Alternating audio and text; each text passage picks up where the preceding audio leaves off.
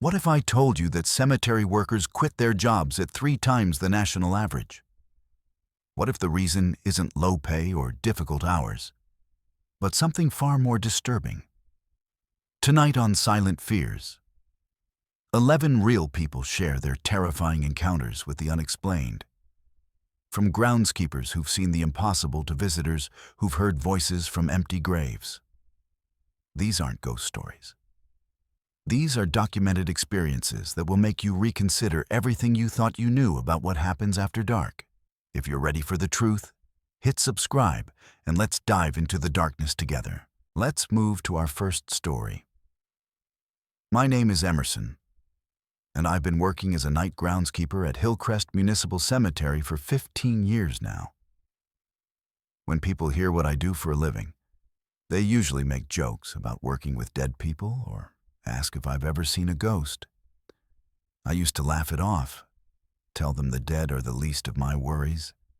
It's the living visitors who cause problems.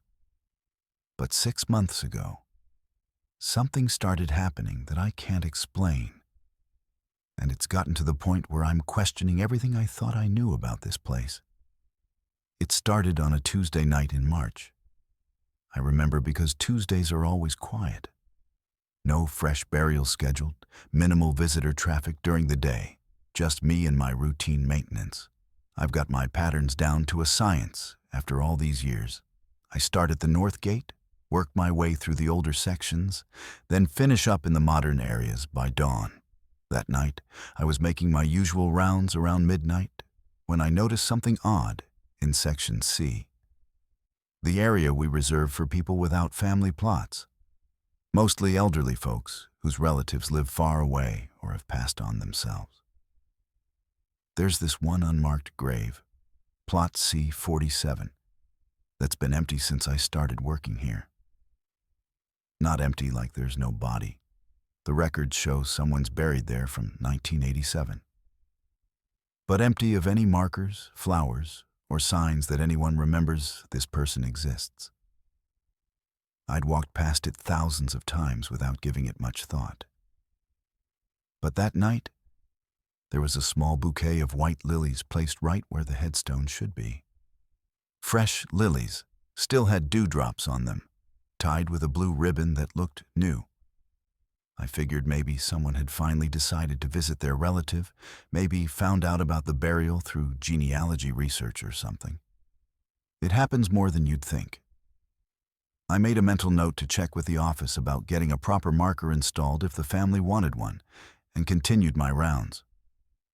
But here's where it gets strange. When I passed by that same spot 3 hours later on my way to check the irrigation system, there was a second bouquet next to the first one. These were red roses, also fresh, tied with a white ribbon. Now I'm paying attention. I know for certain no one had entered the cemetery since I'd started my shift. I've got keys to every gate, and part of my job is making sure they're all locked after closing time. The main entrance has a security camera that feeds to a monitor in the maintenance shed, and I check it regularly throughout the night. No cars, no people, no movement except for the occasional raccoon or stray cat. Yet somehow, someone had placed fresh flowers on that grave in the middle of the night without me seeing them. I decided to keep closer watch on Section C for the rest of the week. Every night, the same thing happened. I'd find flowers on Plot C-47 that weren't there during my previous rounds. Sometimes it was a single rose. Sometimes a small arrangement. Once it was a child's drawing wrapped in plastic and weighted down with a stone. The drawings really got to me. Stick figures of a man and a little girl holding hands, with "Miss You Grandpa" written in crayon at the bottom. I started timing my rounds more carefully, checking that spot every hour on the hour. The flowers never appeared when I was watching, but they were always there when I came back. I even tried hiding behind the large oak tree about 50 yards away for an entire hour one night, just staring at that empty plot. Nothing. But when I finally gave up and walked over to continue my rounds, there was a fresh carnation lying on the grave.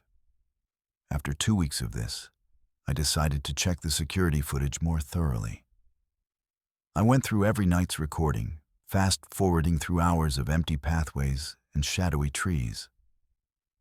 The camera angle doesn't quite capture plot C-47 directly, but it shows the path leading to section C clearly. In all that footage, I never saw a single person walking toward that area during my shifts. Not once.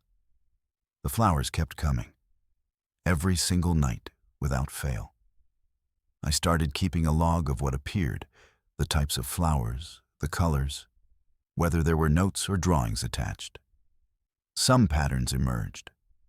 White flowers appeared more often on Sundays, children's drawings showed up on Thursdays, and there was always something extra special on the 15th of each month. Elaborate arrangements that must have cost $50 or more. I finally decided to research the person buried in plot C-47.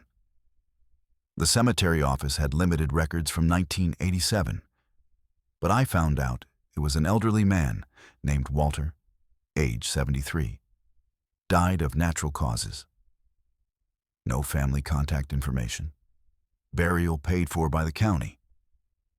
But here's what really bothered me. According to the death certificate, Walter had no living relatives. His wife had died 5 years earlier, and they'd never had children. So who was leaving these flowers? I started asking around. None of the day shift workers had noticed anything unusual about that grave. The office staff said they'd never received any inquiries about Walter or requests to visit that plot. I even checked with the local flower shops to see if anyone had been ordering regular deliveries to the cemetery. Nothing. Dead end after dead end. The situation escalated about a month ago. I arrived for my shift one evening to find not just flowers on plot C-47, but on 12 other unmarked graves throughout section C. All fresh arrangements, all different types of flowers, all placed sometime between the day shift's departure and my arrival. I called my supervisor, thinking maybe we had some kind of volunteer group that had started a program for forgotten graves. He knew nothing about it. That's when I decided to try something different. I brought a camping chair and set up a direct watch on section C from 10 p.m. until 2 a.m. I had a clear view of all the unmarked plots from my position. I watched every shadow, every movement of branches in the wind, every small animal that wandered through. At midnight, I saw nothing unusual. At 1 a.m., same thing. But when I got up to stretch my legs at 2 a.m. and walked through section C to check the graves, every single unmarked plot had fresh flowers. I'm not a superstitious person. I've worked nights in this cemetery for 15 years, through thunderstorms, winter blizzards, and every kind of weather you can imagine. I've seen plenty of things that go bump in the night, usually raccoons getting into trash cans or teenagers sneaking in to drink beer behind the mausoleums. But this is different. This is methodical, consistent, and completely impossible according to everything I understand about how the world works. The flowers are real. I've touched them, smelled them, even taken a few home to show my wife. They're not plastic decorations or silk arrangements. They're genuine fresh-cut flowers that wilt and decay over the course of a few days, just like flowers should. But they appear in a locked cemetery, under constant surveillance, in locations I'm monitoring specifically, without any human intervention that I can detect. Last week, I found something that really shook me up. Along with the usual flowers on plot C-47, there was a handwritten note tucked under the bouquet. It was written on old stationery, the kind with yellowed edges and formal letterhead. The message was simple. Thank you for taking such good care of this place. We notice your kindness. It was signed, The Grateful. I've been doing this job for 15 years, and I take pride in maintaining these grounds with dignity and respect. But I never thought anyone was watching, especially not the people buried here. The idea that somehow, somewhere, the deceased residents of Hillcrest Cemetery are aware of my work and appreciative of it should be comforting. Instead, it terrifies me. I still do my job. I still make my rounds every night, checking gates, maintaining equipment, ensuring everything is secure and peaceful. But now I know I'm not alone out here. Someone, or something, is placing flowers on forgotten graves, making sure no one rests unmarked and unremembered. Part of me wants to believe it's some elaborate prank or a secret group of volunteers with access I don't know about. But deep down, I know better. After 15 years in this place, I can feel when something has changed. And something has definitely changed at Hillcrest Cemetery. The flowers still appear every night, regular as clockwork, impossible as sunrise. And every morning when I finish my shift and lock the gates behind me, I wonder if tonight will be the night I finally see who's leaving them. Let's move to our second story. My name is Alexandra, and I lost my baby boy Cade when he was only 3 months old. SIDS, the doctors said, sudden infant death syndrome. One morning I went to check on him for his feeding, and he was just gone. That was 8 months ago, and visiting his grave at Peaceful Gardens Memorial Park has become part of my daily routine. It's the only place where I feel close to him anymore, where the world makes some kind of sense, even if that sense is built on heartbreak. Cade is buried in the children's section, a beautiful area with small headstones shaped like teddy bears and angels, surrounded by flowering trees that bloom in different seasons. The groundskeepers do an amazing job keeping it pristine. They understand that this section requires extra care, extra sensitivity. There are always fresh flowers, small toys, and handwritten notes from parents like me who need somewhere to direct their love when their children are no longer here to receive it.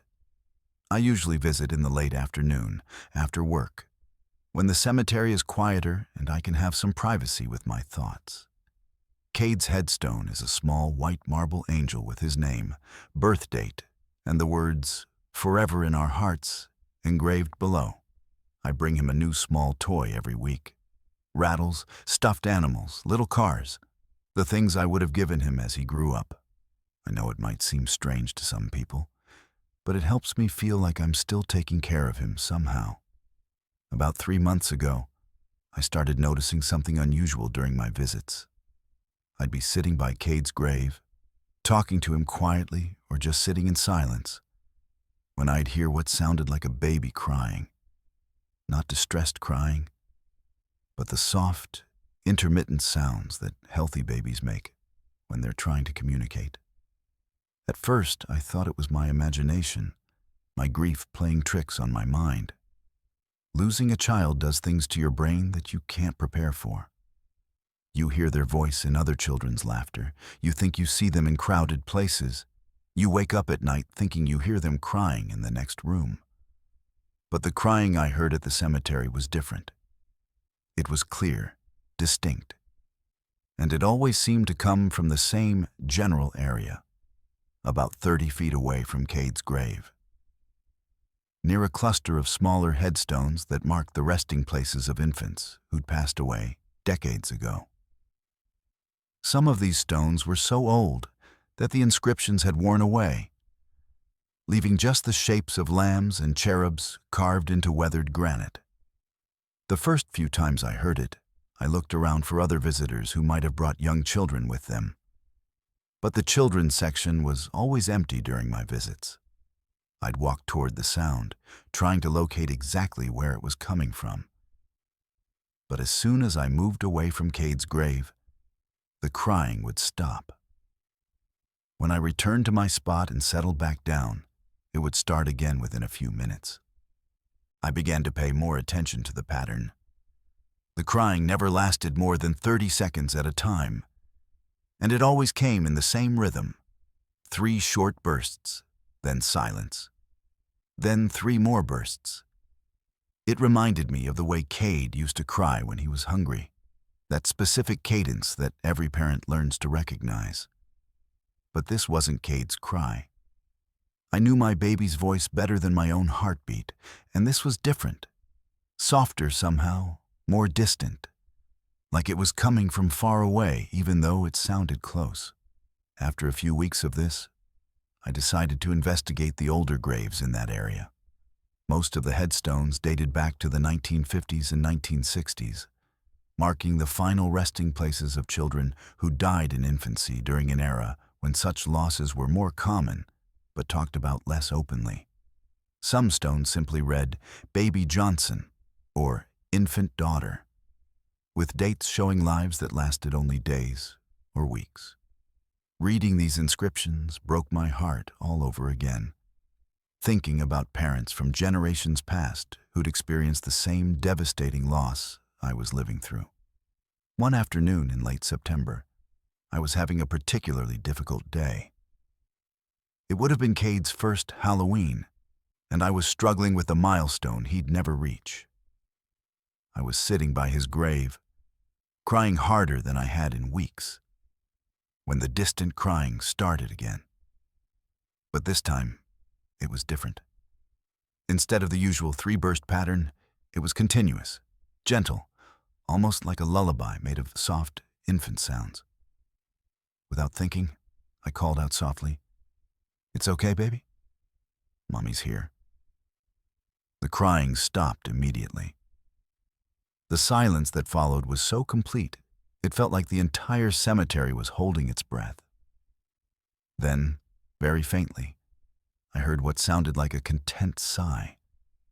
The kind of sound Cade used to make when I'd successfully comforted him, when he'd settle back into peaceful sleep in my arms. I sat there frozen, not daring to move or speak, afraid that any sound would break whatever connection had just happened. I started talking to the area where the crying came from, addressing the children buried in those forgotten graves. I told them about Cade, about how much I missed him, about how hard it was to go through each day knowing I'd never hold him again. And every time I spoke, the crying would respond, sometimes stopping as if listening, sometimes becoming softer and more comforting, as if these long-lost babies were trying to console me in my grief. Over the following weeks, my visits to the cemetery took on a different quality. I'd spend time at Cade's grave, updating him on my day and telling him how much I loved him. But then I'd walk over to the older section and sit among those weathered headstones, speaking gently to the children buried there. I started bringing flowers for those unmarked graves, small toys for the babies whose names had been worn away by time. And the crying continued. But it changed. It became less frequent, but more purposeful, as if these little spirits were letting me know they were there, that they understood my pain, because they'd left behind parents who'd felt the same devastating loss. The most profound experience happened about a month ago. I was having one of my darkest days, questioning whether I had the strength to keep going, when I heard not just one baby crying, but several. The sounds came from all around the children's section, soft, gentle crying that seemed to surround me like a lullaby. But instead of feeling frightened or overwhelmed, I felt an incredible sense of peace wash over me. It was as if all these children who'd left the world too soon were reaching out to comfort me, to let me know that love doesn't end with death, that the bond between parent and child transcends whatever separates the living from the dead. I realized that in trying to comfort these forgotten babies, they'd been comforting me. In speaking to children whose parents had long since joined them in whatever comes after this life, I'd found a way to process my own grief, to understand that Cade wasn't alone wherever he was. These little spirits had been showing me that death doesn't erase love. It just changes how that love is expressed. I still visit Cade every day. I still bring him toys and flowers, still tell him about my day and how much I miss him. But now I also visit the older section of the children's area, tending to graves that have been forgotten by time, speaking to babies whose names I don't know, but whose presence I feel as clearly as I feel Cade's. The crying still happens, but now I understand it differently. It's not the sound of distress or abandonment. It's the sound of recognition, of connection, of little souls letting me know that love persists even when everything else falls away. People might think I'm losing my mind. The grief has made me imagine things that aren't there. But I know what I hear. I know what I feel when I'm in that place. These children, including my Cade, they're not gone. They're just somewhere I can't see them yet. And until the day I can hold my son again, I'll keep visiting that cemetery, keep tending to those forgotten graves, keep listening to the gentle crying that reminds me that even in death, no child is ever truly alone. The crying has become my comfort now. Proof that love is stronger than loss, that connection survives even the most devastating separation. Every time I hear those soft sounds drifting through the children's section of Peaceful Gardens Memorial Park, I'm reminded that somewhere, somehow, Cade is safe. Surrounded by other little ones who left too soon, watched over by a love that death cannot touch. Let's move to our third story. My name is Ellis, and I'm a professional photographer specializing in historical documentation. Over the past 12 years, I've photographed everything from colonial architecture to Civil War battlefields. But my specialty is cemetery photography, capturing the artistry and craftsmanship of vintage headstones and monuments before weather and time erode them completely. It's a niche field that requires patience, respect, and an eye for both historical significance and aesthetic beauty. Last month, I received a commission from the Historical Preservation Society to document the Victorian section of Elmwood Cemetery, a sprawling 150-year-old burial ground on the outskirts of town. The Society was planning a restoration project and needed comprehensive photographic records of the ornate headstones and mausoleums from the 1870s through 1890s. This was exactly the kind of work I love. These Victorian monuments are incredible works of art, with intricate carvings of flowers, angels, and mourning figures that represent the pinnacle of 19th century funerary craftsmanship. I arrived at Elmwood on an overcast Thursday morning, perfect lighting conditions for the kind of detailed photography I needed to do. The Victorian section occupies about 3 acres in the oldest part of the cemetery, filled with towering obelisks, elaborate family mausoleums, and headstones carved from marble and granite by master craftsmen. Many of these monuments stand 8 to 10 feet tall, decorated with relief sculptures of weeping willows, clasped hands, and biblical scenes that would have cost a fortune when they were commissioned. I set up my equipment methodically, using a professional DSLR camera with a high-resolution sensor and several different lenses to capture both wide shots of entire monuments and close-up details of the intricate carvings. My standard process is to photograph each significant headstone from multiple angles, document any inscriptions or dates, and take detailed shots of decorative elements that might be deteriorating. It's meticulous work that can take several hours per monument, but it's the only way to create a proper historical record. The first few hours went smoothly. I photographed the Morrison family obelisk, an impressive 30-foot granite monument topped with a carved angel, then moved on to a series of elaborate headstones marking the graves of prominent local families from the 1880s. The detail work was extraordinary. One headstone featured a life-sized sculpture of a woman in flowing robes, her face carved with such skill that you could see individual tears on her cheeks.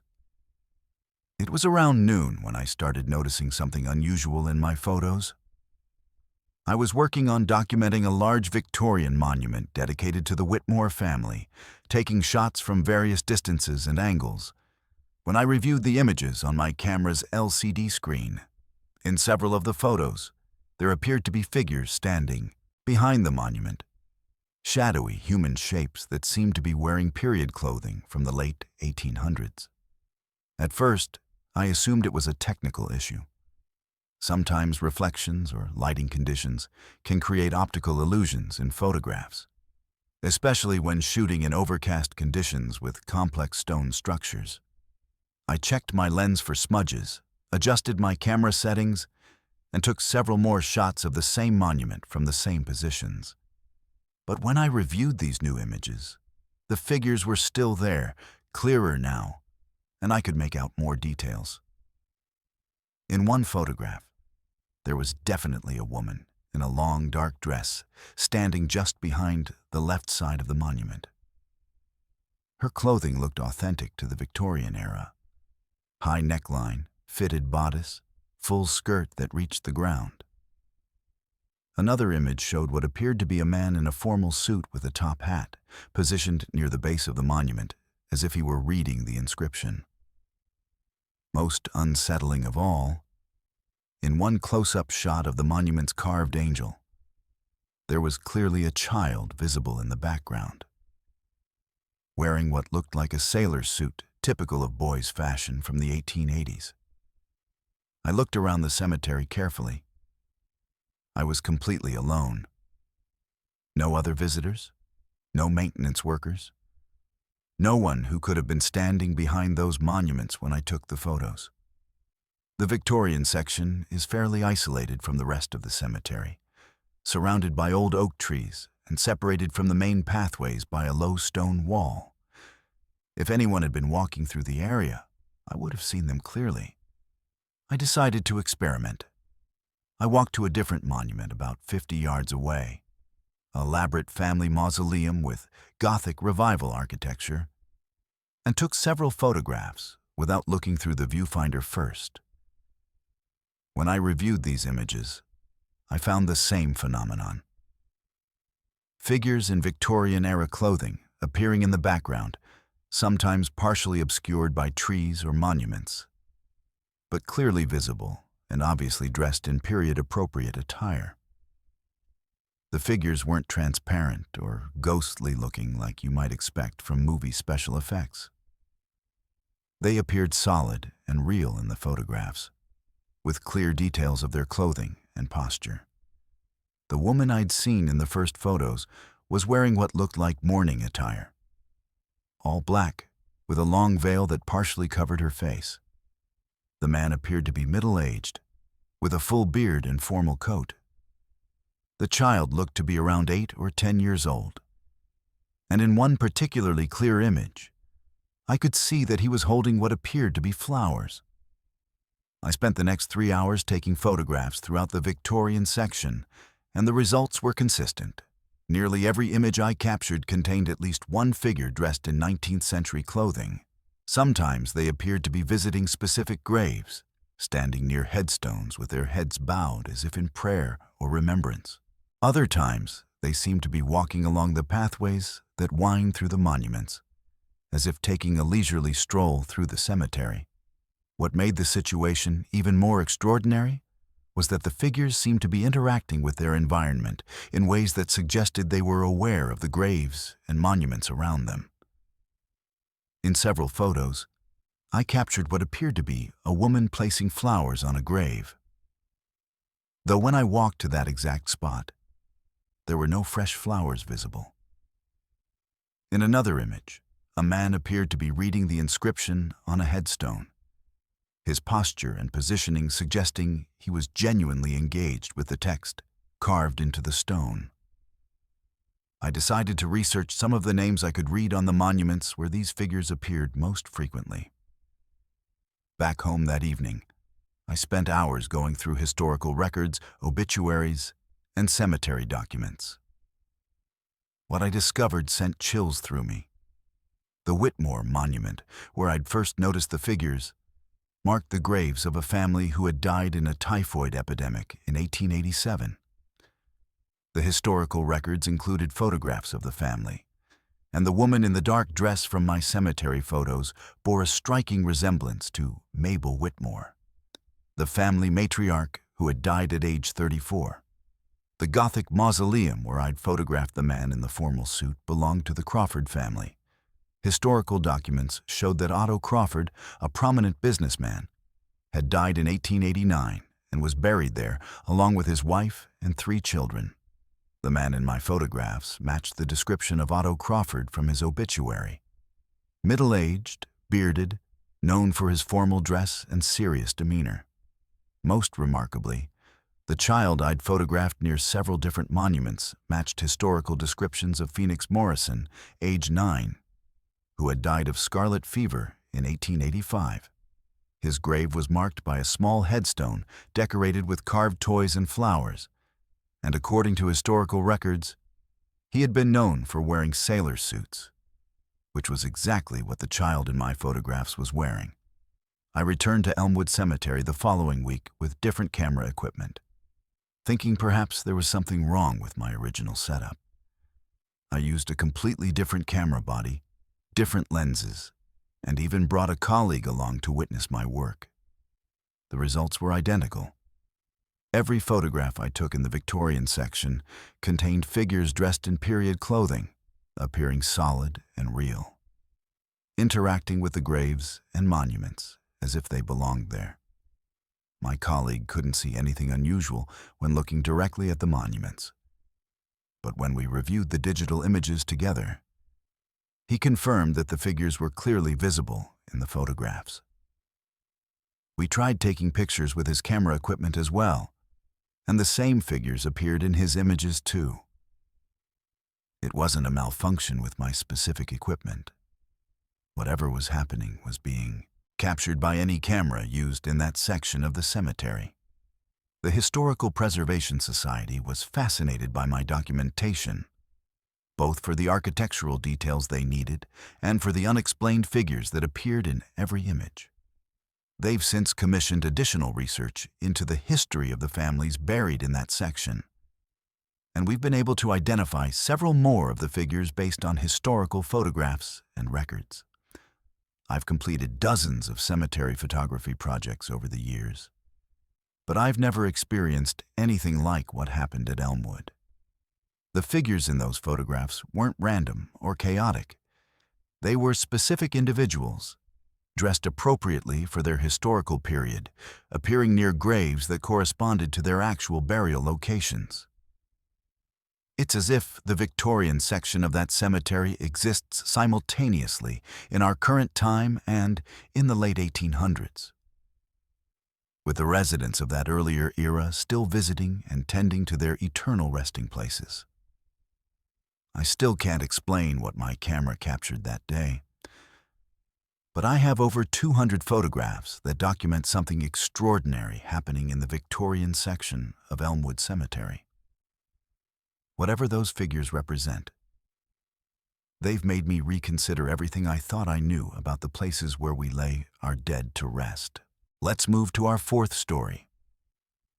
My name is Alora, and I've been fascinated by genealogy ever since I was a teenager.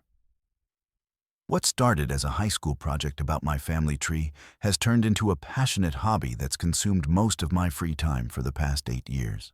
I spend my weekends driving to small towns, searching through courthouse records, visiting historical societies, and walking through old cemeteries looking for the final resting places of my ancestors. It's detective work that spans generations, piecing together the lives of people who lived and died long before I was born. 3 years ago, I started focusing my research on my great-great-grandmother's side of the family, the Hawthorns, who had settled in rural Pennsylvania in the 1840s.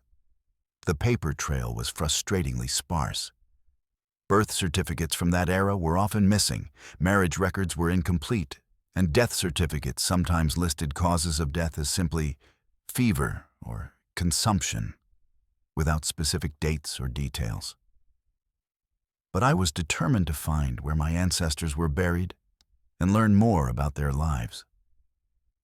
My research eventually led me to Pine Hill Cemetery, a small rural burial ground about 2 hours from my home. The cemetery sits on a hillside overlooking farmland that's been in agricultural use for over 150 years, surrounded by old-growth pine trees that give the place its name. It's the kind of cemetery you might drive past without noticing. No elaborate gates or manicured landscaping, just weathered headstones scattered across gently sloping ground and a gravel road that winds through the plots.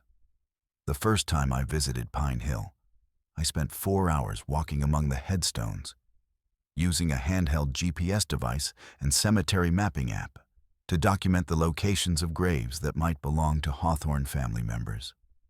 I found several promising leads. Headstones with dates that matched my research and first names that appeared in my family records. But many of the older stones were so weathered that the inscriptions were difficult to read, and some had toppled over or broken apart completely over the decades. It was during my third visit to Pine Hill that I first encountered her. I was crouched down next to a fallen headstone, trying to make out a faded inscription by rubbing chalk over the carved letters, when I heard someone say, "That's my husband's grave you're looking at, dear." I looked up to see an elderly woman standing about 10 feet away, wearing a long coat that looked like it belonged to an earlier era, and a hat with a small veil that partially covered her face.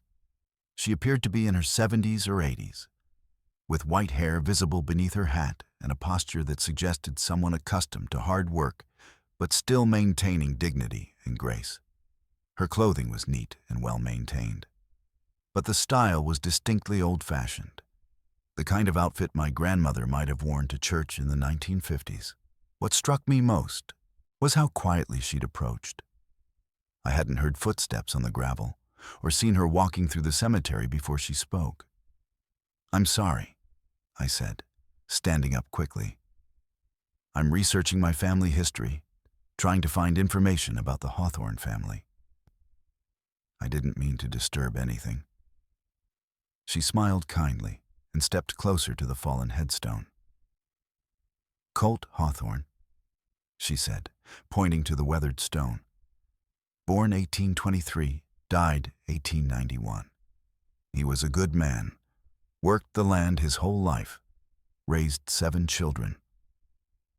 She spoke about him as if she'd known him personally, with the kind of intimate detail that comes from close familiarity.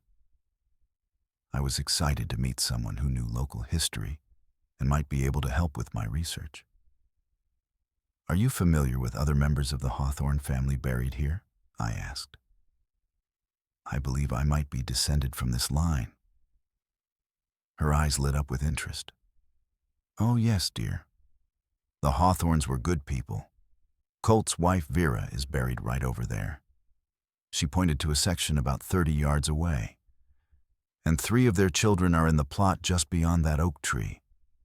For the next hour, she walked me through the cemetery, pointing out specific graves and sharing details about the people buried there that I could never have found in public records. She knew which children had died in infancy, which family members had moved west during the California gold rush, and which graves belonged to relatives who had married into other local families. Her knowledge was encyclopedic and incredibly specific. She knew not just names and dates, but personal stories, family conflicts, and intimate details about how these people had lived and died. Vera Hawthorne lost her first 3 babies to scarlet fever, she told me as we stood near a small section of child-sized headstones. Nearly broke her heart, but she kept trying, and eventually had 7 children who lived to adulthood. She used to say that every day she got to spend with her living children was a gift from the ones she'd lost. These weren't the kinds of details you'd find in census records or death certificates. They were family stories, the kind passed down through generations of people who had known these individuals personally. As we talked, I noticed that other visitors to the cemetery seemed to avoid our area entirely. A man with flowers had walked through earlier, and though he'd passed quite close to where we were standing, he hadn't acknowledged the elderly woman at all, hadn't nodded or said hello, hadn't even seemed to notice her presence. At the time, I assumed he was simply focused on reaching a specific grave and didn't want to interrupt our conversation. The woman, who had never told me her name despite my asking twice, eventually said she needed to attend to other matters and walked away toward the older section of the cemetery. I watched her go, planning to catch up with her before I left to get her contact information so I could follow up with more questions. But when I finished documenting the Hawthorne family graves and went looking for her, she was nowhere to be found. I walked through the entire cemetery twice, checking behind trees and monuments, but she had simply vanished. Over the following months, I returned to Pine Hill Cemetery regularly, hoping to encounter the helpful woman again. Sometimes I'd catch a glimpse of someone in old-fashioned clothing walking among the distant headstones. But whenever I tried to approach, I'd find the area empty when I arrived. It was frustrating because her information had been incredibly valuable. I'd been able to trace several new family connections based on what she'd told me, and I was eager to learn more. It was during my 7th visit to Pine Hill that I finally understood what had been happening. I was researching in the cemetery's older section, looking for graves that predated the Hawthorne family, when I found a headstone that stopped me cold. The inscription read, "Celine Whitfield, beloved wife and mother, 1847 to 1923. She knew everyone's story." Below the main inscription, in smaller text, it said, "Devoted her life to preserving the history of Pine Hill families." The woman I'd been speaking with looked exactly like the photograph on Celine Whitfield's headstone. The same face, the same style of dress, even the same hat with a small veil. According to the dates on the stone, Celine Whitfield had died over a century ago, but she was the person who had been helping me research my family history. She had known intimate details about the Hawthorne family because she had lived among them, had been part of their community, had witnessed their joys and sorrows firsthand. I spent the next several weeks researching Celine Whitfield's life through historical records and old newspaper archives. She had indeed been known throughout the area as someone who kept track of family histories and genealogies. Local newspaper articles from the early 1900s mentioned her as a source for information about early settlers and their descendants. She had been the unofficial historian of Pine Hill Cemetery, someone people consulted when they needed to trace family connections or locate forgotten graves. The realization that I'd been receiving genealogy help from someone who had died in 1923 should have been terrifying. But instead, I felt grateful. Celine Whitfield had spent her living years preserving family stories and helping people understand their connections to the past. Apparently, death hadn't ended her commitment to that work. She had continued guiding researchers like me, sharing knowledge that would otherwise have been lost to time. I still visit Pine Hill Cemetery regularly, and I still occasionally see Celine Whitfield walking among the headstones in her old-fashioned coat and hat. Sometimes she'll nod in my direction or raise her hand in a small wave of acknowledgement, but she hasn't approached me for conversation since that first encounter. I think she knows that I understand now. Understand that some people are so devoted to preserving history and helping others that not even death can stop them from continuing their work.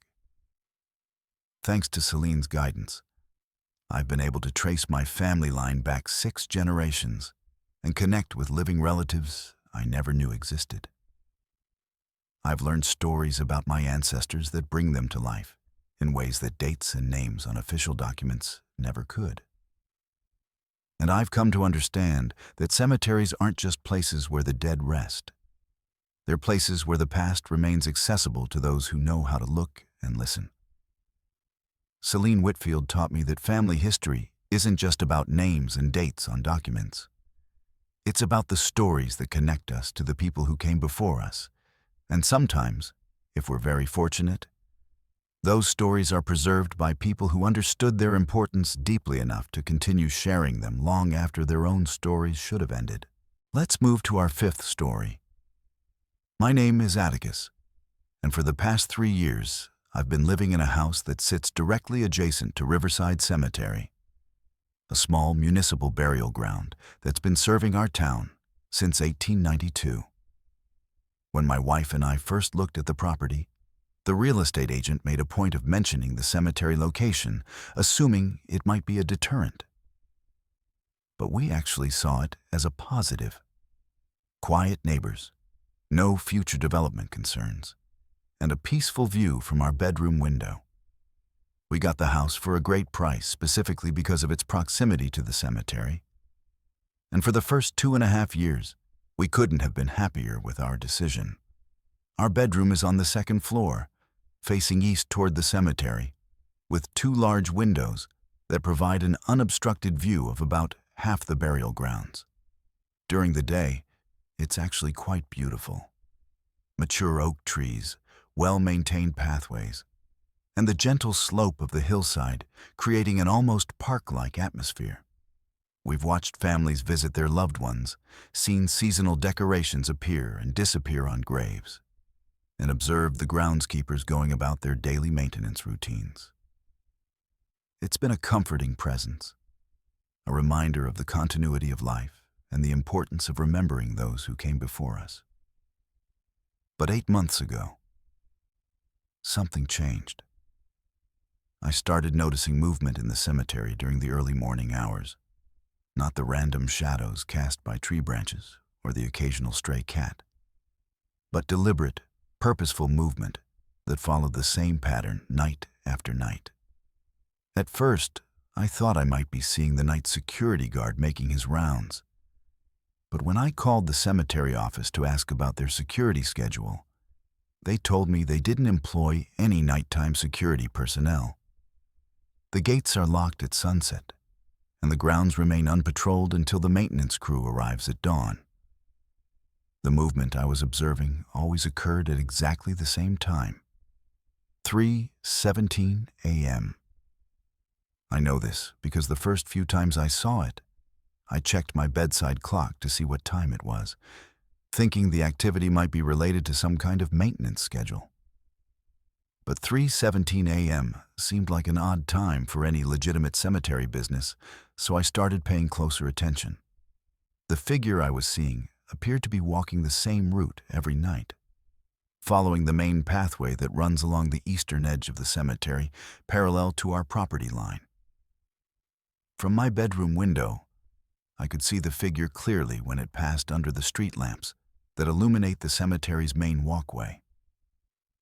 It appeared to be a person of average height, walking at a steady, unhurried pace.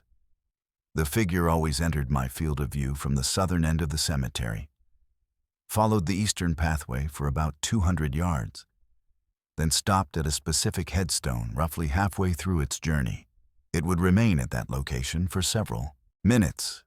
I timed it at exactly 7 minutes each night, then continue north until it disappeared behind a cluster of large monuments near the cemetery's northern boundary. What made this nightly occurrence particularly strange was the figure's consistency.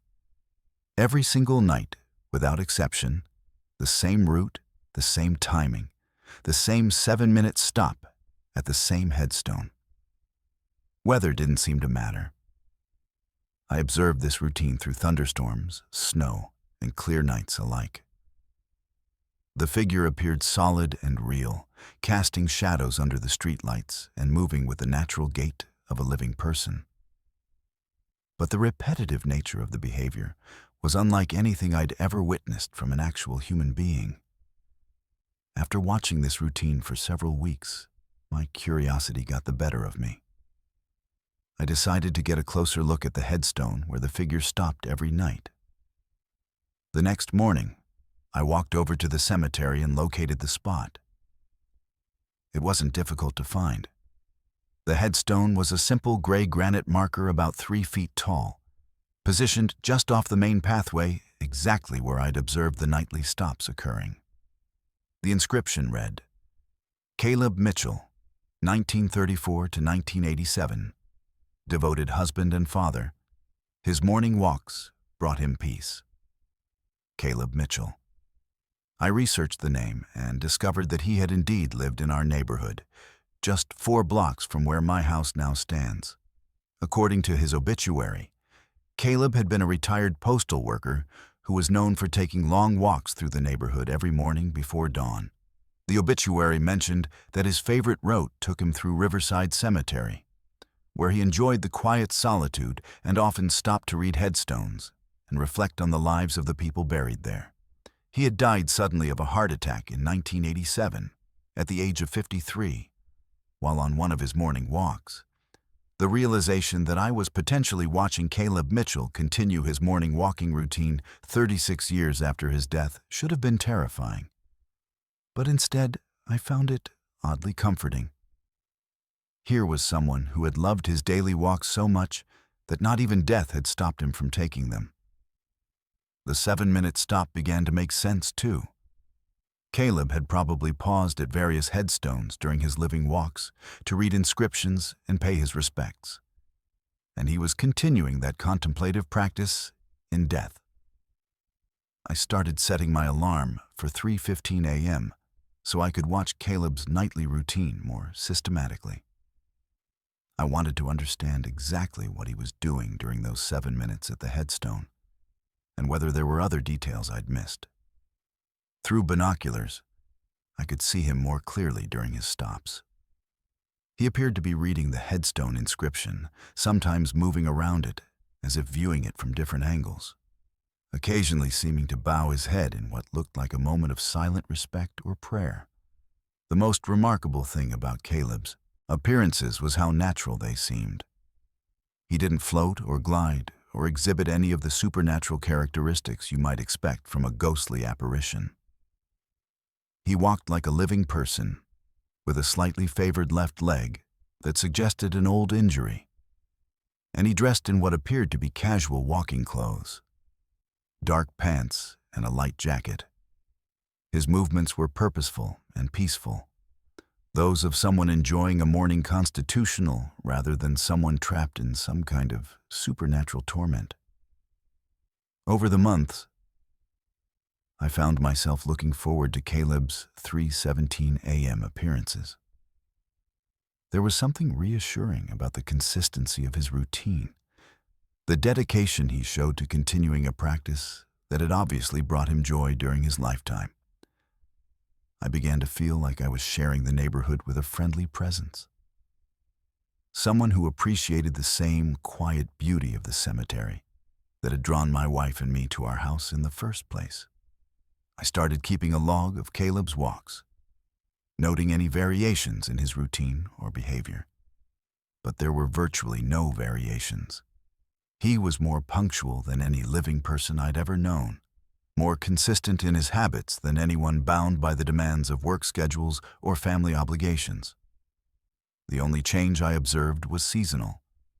During winter months, when the pathway was covered with snow, Caleb's pace was slightly slower and more careful, as if he was being cautious about his footing on potentially slippery surfaces. About 2 months ago, I decided to try something. I left my house at 3:10 a.m. and positioned myself near the cemetery gate, wanting to see if Caleb would acknowledge my presence or if I could interact with him in any way. I stood quietly by the fence, not wanting to disturb his routine, just curious about whether he was aware of the living world around him. At exactly 3:17 a.m., Caleb appeared at the southern end of the cemetery and began his usual walk. As he passed the area where I was standing, he turned his head in my direction and nodded. A simple, polite acknowledgement, the kind of greeting you might exchange with a neighbor during an early morning jog. He didn't seem surprised to see me or disturbed by my presence. He simply acknowledged me as another early riser who appreciated the peace of the pre-dawn hours, then continued on his route. During his 7-minute stop at the headstone, he glanced in my direction once more and raised his hand in a small wave before resuming his walk toward the northern end of the cemetery. That brief interaction changed my entire perspective on what I'd been witnessing. Caleb wasn't trapped or tormented or reliving some traumatic final moment. He was simply continuing to do something he loved, something that had brought him peace and contentment during his lifetime. His morning walks through Riverside Cemetery had been such an important part of his daily routine that death hadn't interrupted them. It had just shifted them to a different schedule.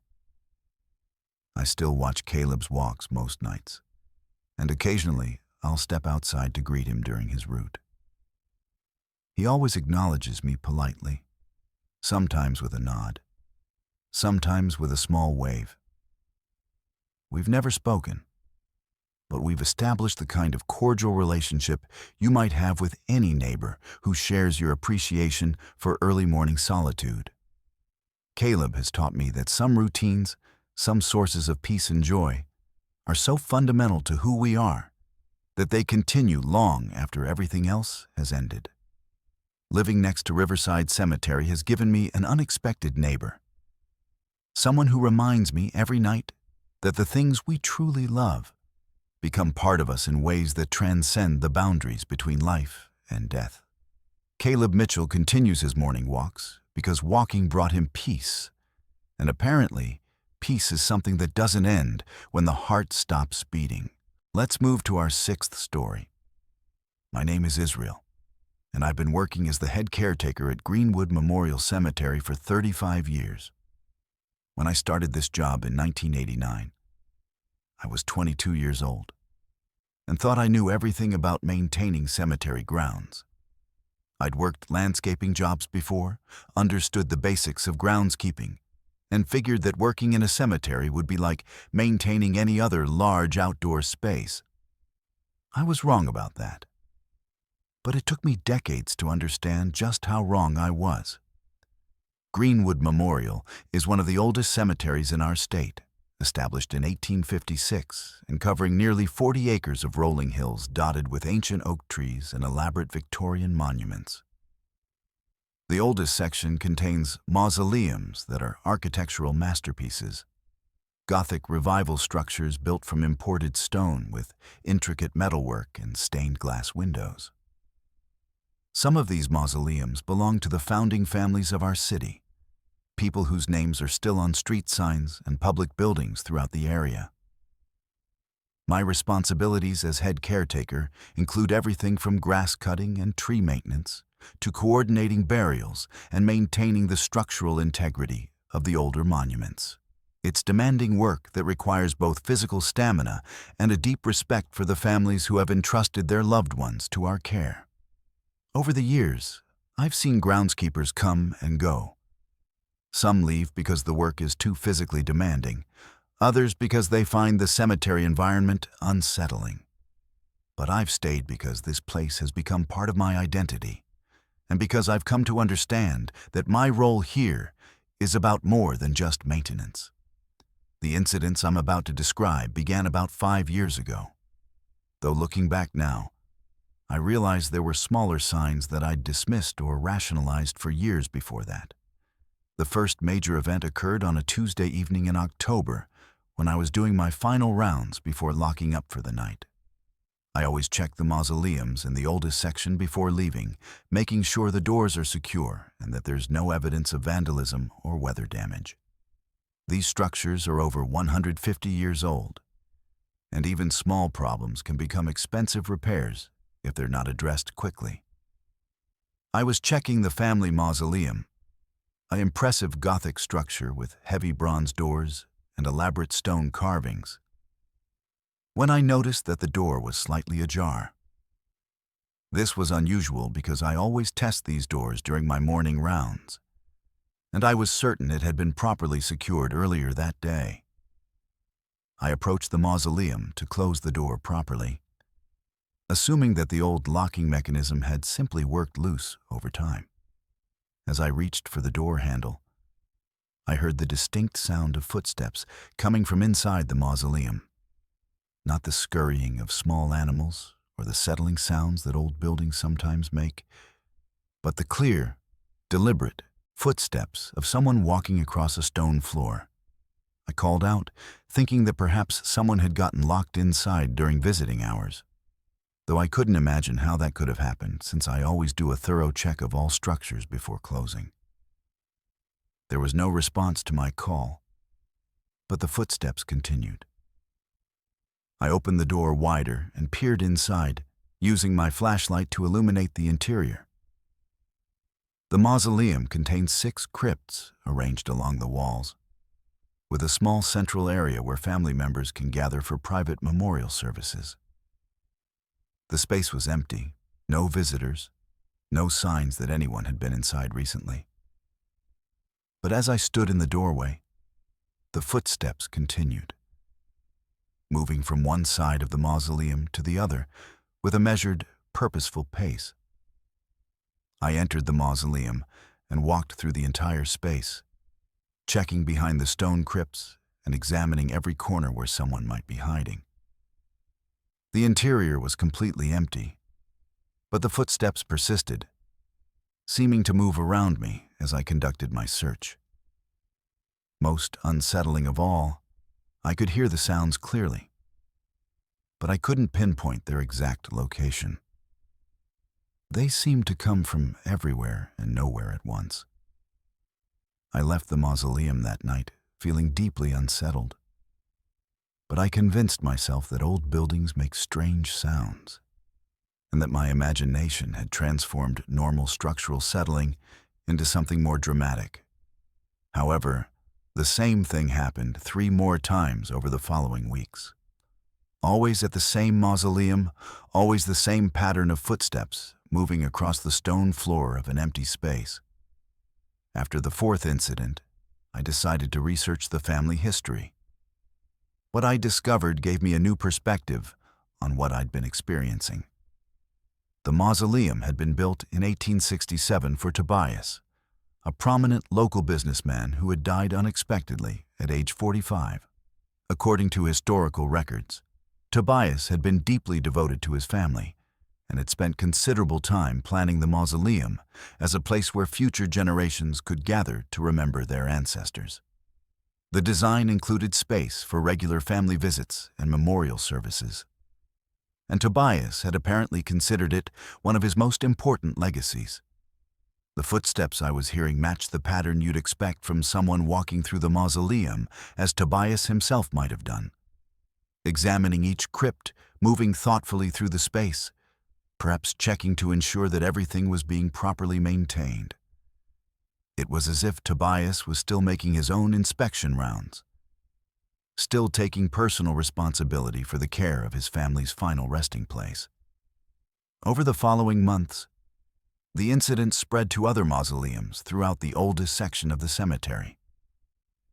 The Patterson Mausoleum began exhibiting similar phenomena. Doors found open despite being securely locked, footsteps echoing from empty interiors, and occasionally the sound of what seemed like quiet conversation coming from within. The Morrison family mausoleum developed the habit of having its heavy bronze door swing open on its own, always at dusk, always requiring me to return and secure it properly. What made these incidents particularly remarkable was their consistency and purposefulness. These weren't random supernatural events or chaotic disturbances. Each mausoleum exhibited behavior that seemed connected to the personality and priorities of the person for whom it had been built. Tobias had been known for his attention to detail and personal involvement in family affairs, and his mausoleum reflected that. The footsteps suggested ongoing inspection and care. The Pattersons had been a social family known for hosting gatherings, and their mausoleum produced sounds of conversation and movement that suggested continued hospitality. I began to realize that these incidents weren't problems to be solved or disturbances to be eliminated. They were evidence that the people buried in these mausoleums maintained some form of connection to the spaces they designed as their eternal resting places. Rather than being frightened or frustrated by these phenomena, I started to see them as part of my caretaking responsibilities. These families had entrusted not just their physical remains to Greenwood Memorial, but their ongoing spiritual presence as well. I developed new protocols for dealing with the mausoleums in the oldest section. When I found doors open that should have been closed, I began announcing myself before entering, explaining that I was there to perform maintenance and ensure that everything was in proper order. I started speaking aloud during my inspections, describing what I was checking and assuring the occupants that their mausoleums were being well maintained. The footsteps and other sounds didn't stop, but they seemed to become less urgent, more accepting of my presence. The most profound incident occurred about 18 months ago during a major restoration project we were conducting on Tobias's mausoleum. The bronze doors had developed structural problems that required them to be removed and professionally restored, a process that would take several weeks. I was concerned about how Tobias might react to having his mausoleum temporarily opened and exposed during the restoration work. On the first morning after the doors were removed, I arrived to find fresh flowers placed on each of the 6 crypts inside the mausoleum. These weren't arrangements that had been left by visitors. They were single stems, carefully placed, the kind of simple tribute that suggested intimate family connection rather than formal memorial observance. I checked with the office to see if any family members had requested access during the restoration, but no visits had been scheduled or authorized. The flowers appeared every morning for the 3 weeks that the mausoleum remained open during restoration. Different types each day. Sometimes roses, sometimes lilies, occasionally wildflowers that grew in the wooded areas surrounding the cemetery. They were always fresh, always placed with obvious care and attention, always positioned as if someone intimately familiar with each person buried there was making personal tributes to their memory. When the restoration was completed and the bronze doors were reinstalled, the daily flowers stopped appearing.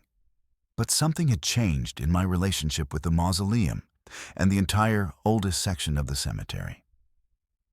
The footsteps continued, but they had a different quality now, more companionable, less urgent.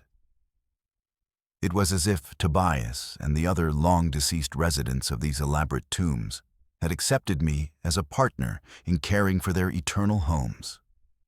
I've spent 35 years learning to be a proper caretaker at Greenwood Memorial Cemetery. And the most important lesson I've learned is that my job involves more than maintaining grass and cleaning monuments. These families didn't just purchase burial plots. They created eternal homes for themselves, places where some essential part of their identity would remain long after their deaths. My role is to honor that intention, to maintain not just the physical structures, but the spiritual dignity of people who entrusted their legacy to this place. The mausoleums in the oldest section of Greenwood Memorial continue to exhibit the phenomena I've described. Doors open when they should be closed, footsteps echo from empty spaces, and occasionally I hear sounds that suggest ongoing family gatherings in places where no living family members are present. But I no longer see these as problems or disturbances. They're evidence that death doesn't end our connection to the places and people we love most, and that some responsibilities transcend the boundary between life and whatever comes after. Let's move to our 7th story. My name is Amy, and I'm a graduate student in American history at the university, currently working on my doctoral dissertation about burial practices and social customs in 19th century New England. My research has taken me to dozens of historical cemeteries across the region, but it was my work at Millfield Cemetery that led to an experience that fundamentally challenged my understanding of time, history, and the nature of reality itself. Millfield Cemetery was established in 1834 and serves as the final resting place for many of the area's earliest settlers and most prominent families. The cemetery is particularly valuable for historical research because it contains detailed records dating back to its founding, and many of the headstones include extensive biographical information about the deceased. For my dissertation, I was specifically interested in how burial customs reflected social hierarchies and family structures in the pre-Civil War period. And Millfield offered a perfect case study with its mix of elaborate family plots and simpler individual graves. I had been visiting Millfield regularly for about 6 months, spending long afternoons photographing headstones, transcribing inscriptions, and mapping family burial plots to understand kinship networks and social connections. The cemetery covers about 15 acres of gently rolling terrain, with the oldest section situated on a hill overlooking the newer areas that were added as the community grew throughout the 1800s. The Victorian-era monuments in the older section are particularly impressive, with some family plots featuring elaborate iron fencing, marble statuary, and mausoleums that demonstrate the wealth and social status of the families buried there. My research methodology involved systematic documentation of burial patterns, inscription analysis, and cross-referencing cemetery records with historical documents like census data, newspaper obituaries, and probate records. It was meticulous work that required spending hours in the cemetery, often staying until sunset to take advantage of the best lighting for photography. I had always found cemeteries to be peaceful places for academic work, quiet, contemplative environments where I could focus on my research without the distractions of campus life. The incident that changed everything occurred on a Thursday afternoon in early November. I was working in the oldest section of Millfield, documenting a cluster of graves from the 1840s that belonged to several interconnected families. The light was particularly good that day, overcast but bright, perfect for photographing the detailed carvings on weathered marble headstones. I was crouched down next to the Hartwell family plot, trying to decipher a partially worn inscription, when I became aware that the quality of light around me had changed. Instead of the gray, diffused light of the overcast afternoon, everything had taken on the warm, golden quality of late spring sunshine. I looked up from my work and realized that the bare November trees surrounding the cemetery were now full of bright green leaves, and the brown grass had been replaced by lush spring growth dotted with wildflowers.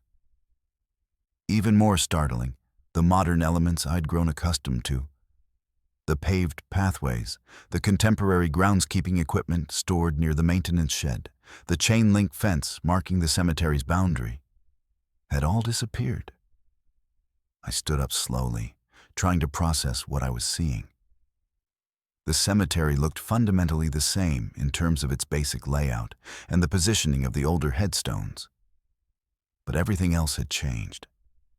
The graves appeared newer, the marble headstones wider and more sharply defined, as if they had been recently carved rather than weathered by 150 years of New England winters. Some of the monuments I'd been studying appeared different too. Family plots that I knew contained multiple burials now showed only 1 or 2 graves, as if I was seeing them at an earlier point in their development. As I tried to make sense of my surroundings, I became aware of voices and movement throughout the cemetery. There were people walking among the graves, but their clothing was clearly from an earlier era. The women wore long dresses with fitted bodices and full skirts, their hair arranged in styles I recognized from daguerreotypes and painted portraits from the 1840s and 1850s. The men were dressed in formal suits with high collars and top hats, carrying walking sticks and moving with the measured pace of people paying respectful visits to the deceased. These weren't costumed interpreters or reenactors. Everything about their appearance and behavior suggested authentic period clothing and mannerisms. They moved through the cemetery with obvious familiarity, stopping at specific graves to place flowers or bow their heads in prayer. Some appeared to be families visiting together, with parents guiding children to particular headstones and pointing out inscriptions. Others were solitary visitors who seemed to be paying respects at individual graves. What made the experience even more surreal was that these people seemed to be aware of my presence. Several nodded politely as they passed, and one elderly woman in a black mourning dress actually approached me. "Good afternoon, my dear," she said in a cultured accent that reminded me of the formal speech patterns I'd encountered in letters and diaries from the mid-1800s. "Are you visiting family today?" Her question was perfectly natural, the kind of polite inquiry one visitor might make to another in a cemetery. But the implications were staggering. I managed to stammer out a response about researching family history, which seemed to satisfy her curiosity. She smiled kindly and continued on her way toward the elaborate family plot near the center of the cemetery. I watched her go, noticing that she moved with the confidence of someone completely familiar with her surroundings, someone who belonged in this time and place in ways that I clearly did not.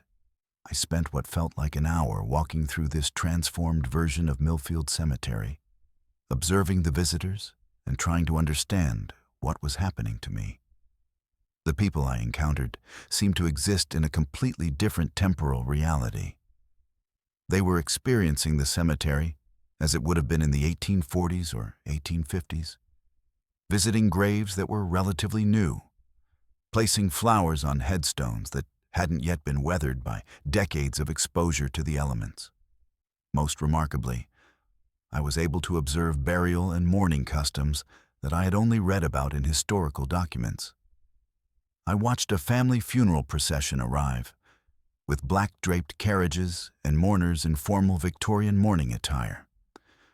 I observed the elaborate rituals surrounding the interment, the specific ways family members arranged flowers and personal mementos on the fresh grave, the formal periods of graveside prayer and reflection that characterized mid-19th century burial customs. Everything I witnessed corresponded exactly to the historical practices I had studied in academic sources. But I was seeing them enacted by real people in their authentic social and cultural context. It was like being granted access to a living history museum, except that these weren't actors or interpretations. These were the actual people who had created the burial customs and social traditions I was researching for my dissertation. The experience ended as suddenly as it had begun. I was watching a family group arrange flowers on a recently dug grave when the golden spring light began to fade, replaced gradually by the gray overcast conditions of the November afternoon where I had started. The lush grass and flowering trees dissolved back into the bare branches and dormant landscaping of late autumn. The people in period clothing disappeared, leaving me alone among headstones that had returned to their weathered, 150-year-old condition. I looked at my watch and discovered that although the experience had felt like it lasted over an hour, only about 15 minutes had passed in actual time. My research materials were exactly where I had left them. My camera still showed the photos I'd been taking before the temporal shift occurred. And everything around me had returned to the normal November afternoon I remembered. I tried to rationalize what had happened, considering possibilities like hallucination, exhaustion, or some kind of stress-induced psychological episode. But the experience had been too vivid, too detailed, and too consistent with historical reality for me to dismiss it as imagination. Every aspect of what I had witnessed, from the clothing and speech patterns to the burial customs and social interactions, corresponded precisely to documented practices from the mid-1800s.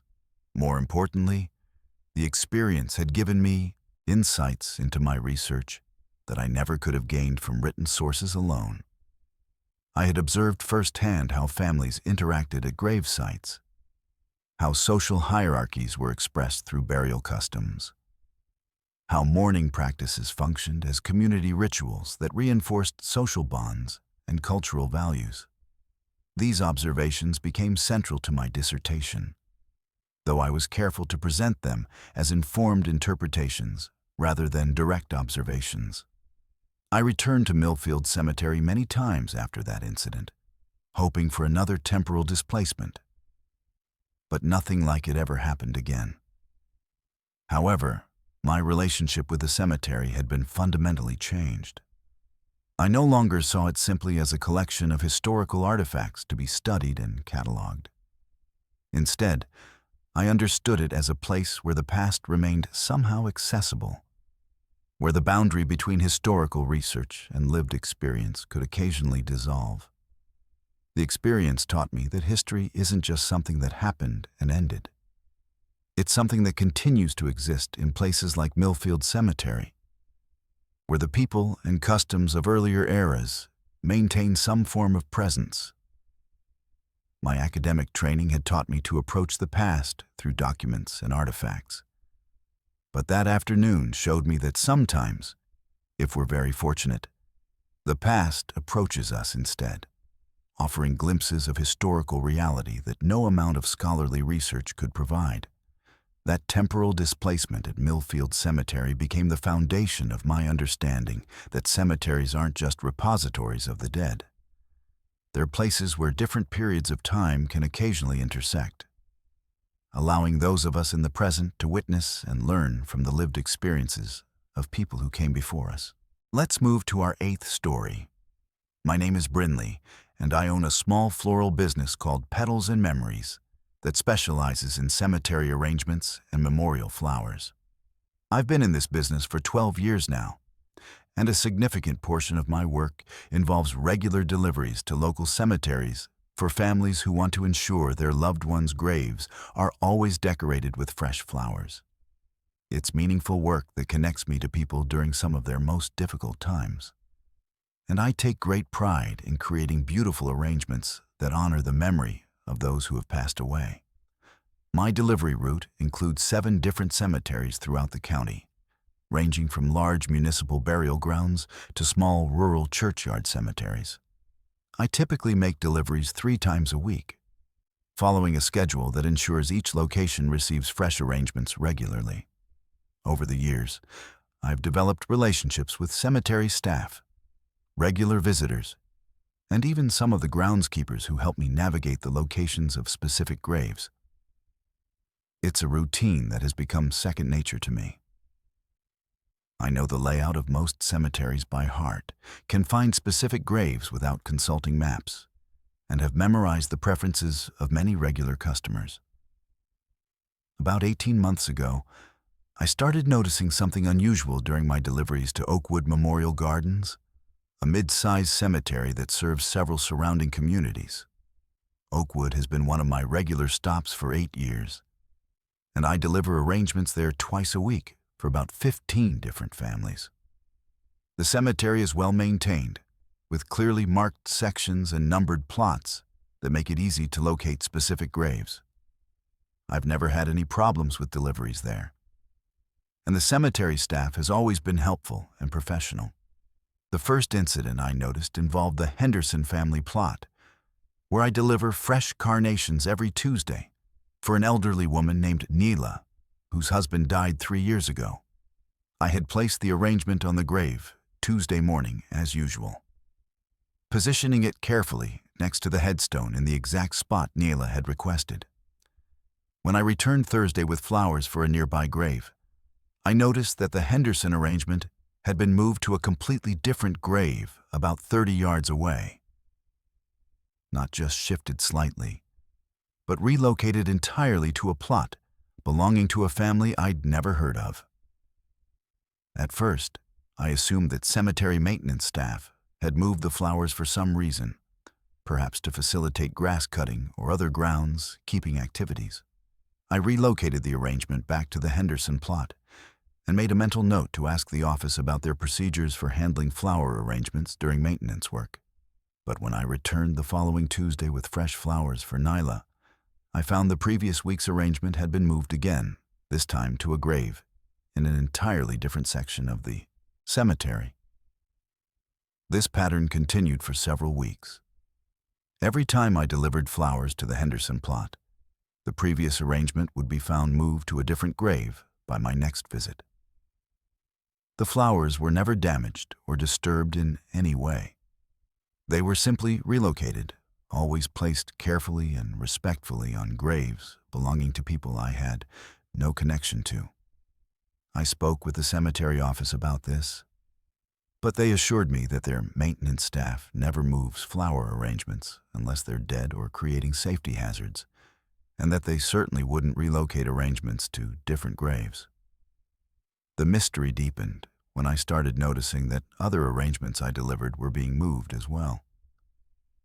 The Morrison family flowers, which I deliver every Friday, began appearing on random graves throughout the cemetery.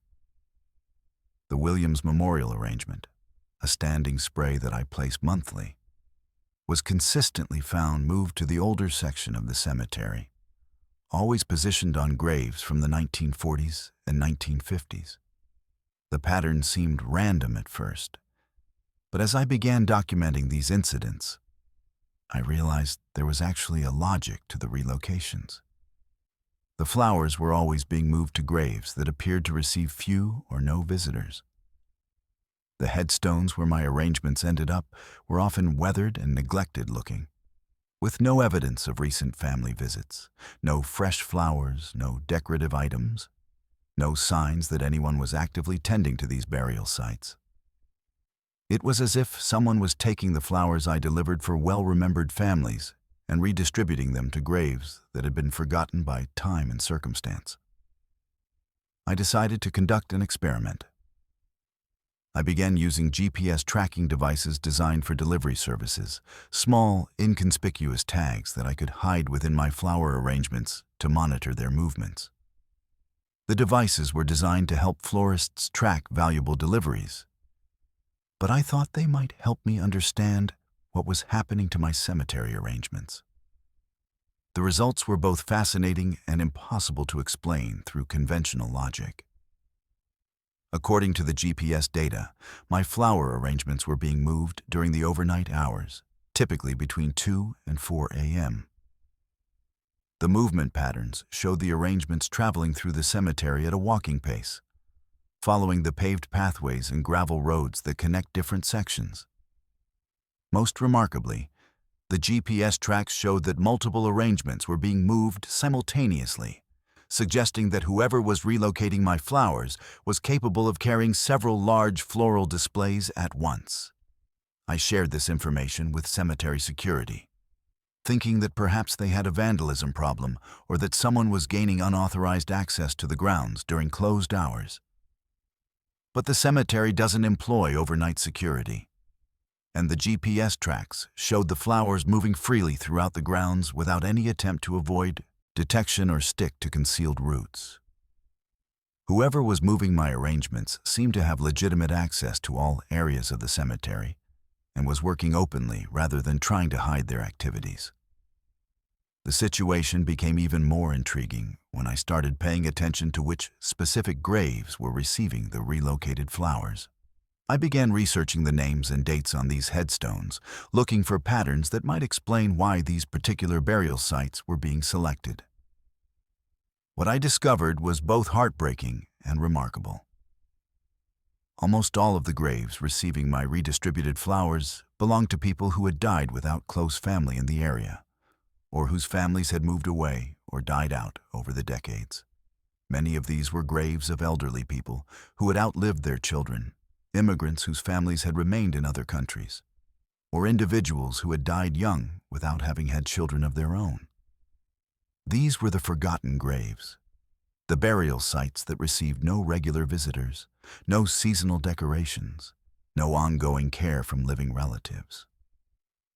Someone was ensuring that these neglected graves received the same floral tributes as the well-remembered ones, creating a kind of equity in memorial recognition that transcended family connections and social networks. I began to see my role in this process differently.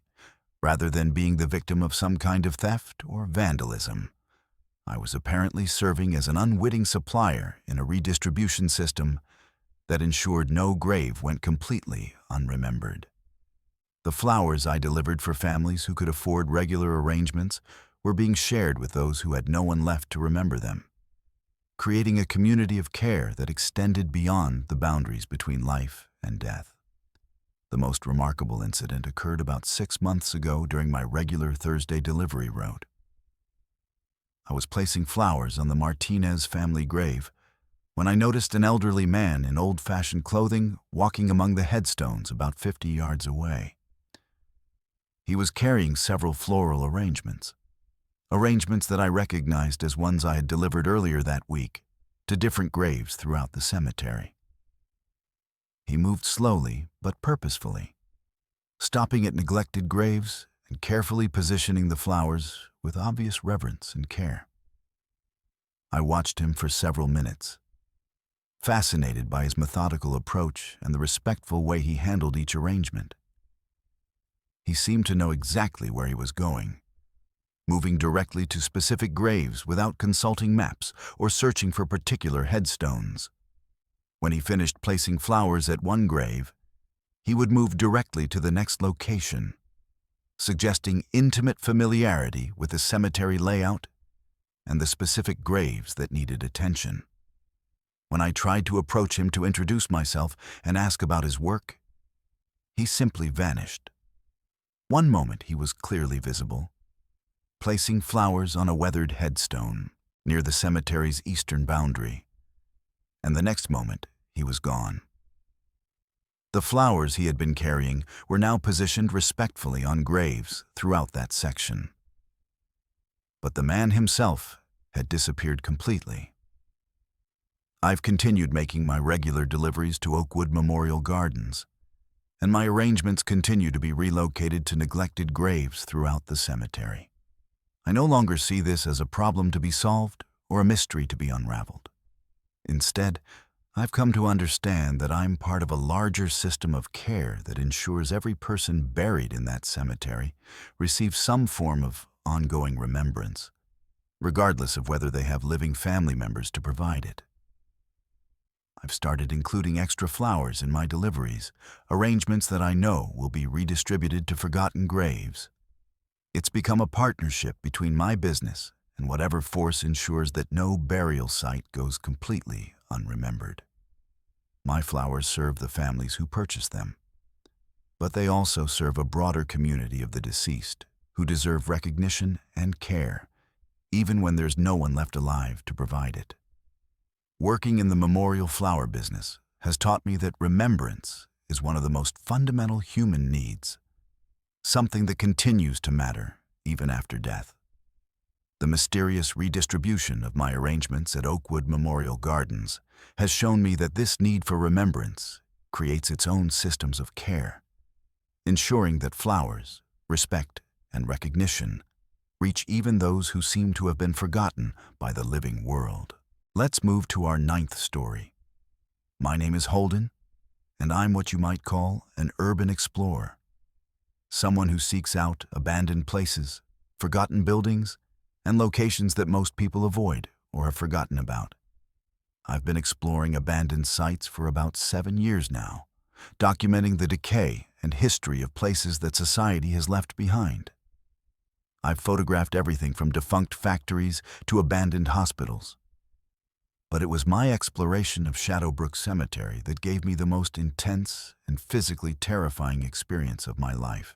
Shadowbrook Cemetery was established in 1952 and served the community for about 30 years before the area experienced significant economic decline. By the mid-1980s, the cemetery had been largely abandoned, not officially closed, but no longer maintained or actively managed. The original caretaker had died, the small office building had been boarded up, and the grounds had been left to grow wild. Nature had begun reclaiming the space, with trees growing through broken headstones and vines covering many of the monuments. I first learned about Shadowbrook through online urban exploration forums where other explorers had posted photos of the overgrown grounds and deteriorating infrastructure.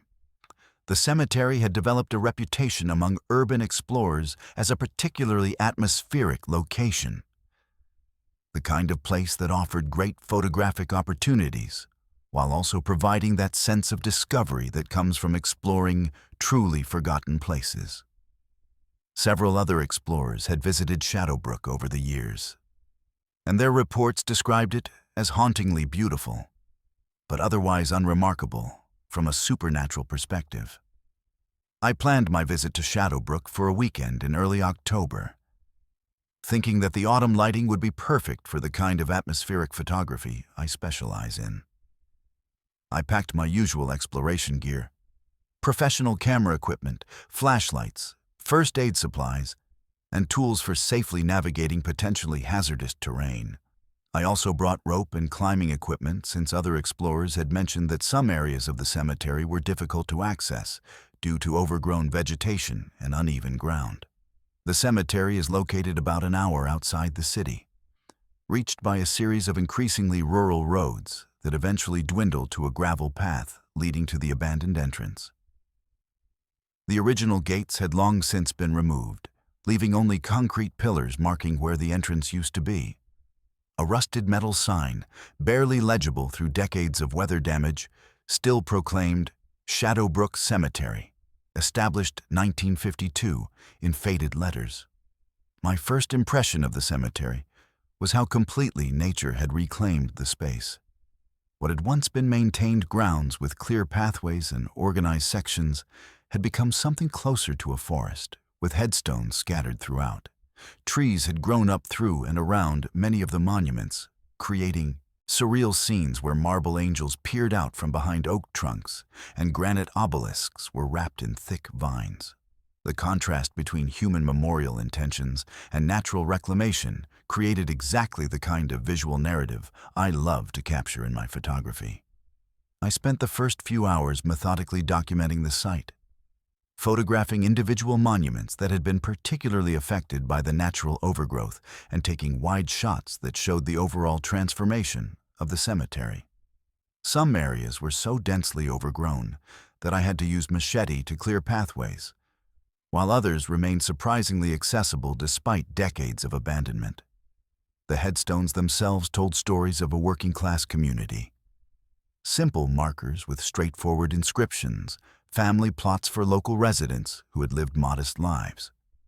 It was around 4 p.m., as the afternoon light was beginning to fade, that I started experiencing the physical sensations that would escalate throughout the evening. I was photographing a particularly interesting monument, a large family headstone that had been split in half by a tree growing through its center, when I felt what seemed like a hand pressing firmly against my back. Not a gentle touch, but a deliberate push, as if someone was trying to guide me in a specific direction. I turned around immediately, expecting to see another explorer or perhaps a local resident who had noticed my presence. But I was completely alone. The sensation had been unmistakably physical. I could still feel the pressure and warmth where the hand had been, but there was no one within 50 yards of my location.